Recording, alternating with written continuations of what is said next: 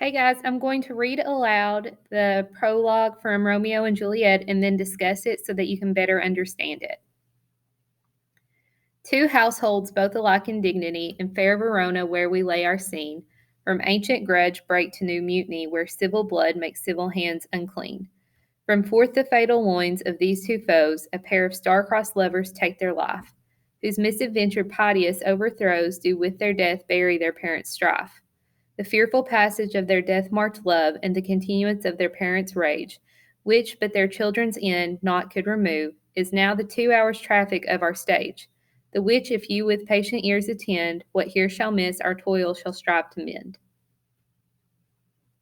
Whenever you read a prologue, stop after you read it to consider if the prologue has either gave you insight about a character, the past, or the future of the story.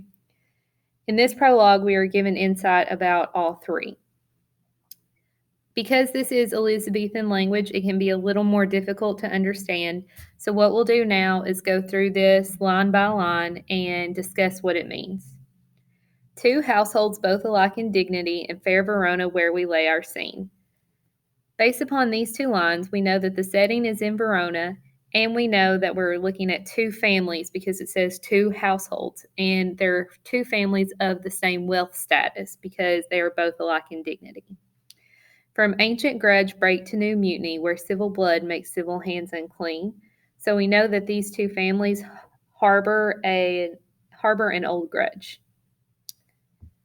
From forth the fatal loins of these two foes, a pair of star-crossed lovers take their life, whose misadventure piteous overthrows do with their death bury their parents' strife.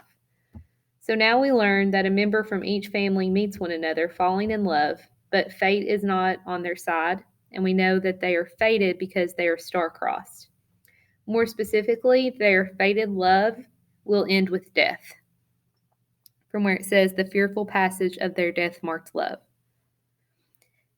Then it says, and the continuance of their parents' rage, which but their children's end naught could remove.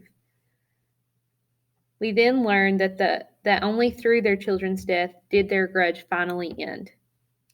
So the prologue gives the reader a preview of the tragedy and helps the reader to understand how significant the grudge is between the two families.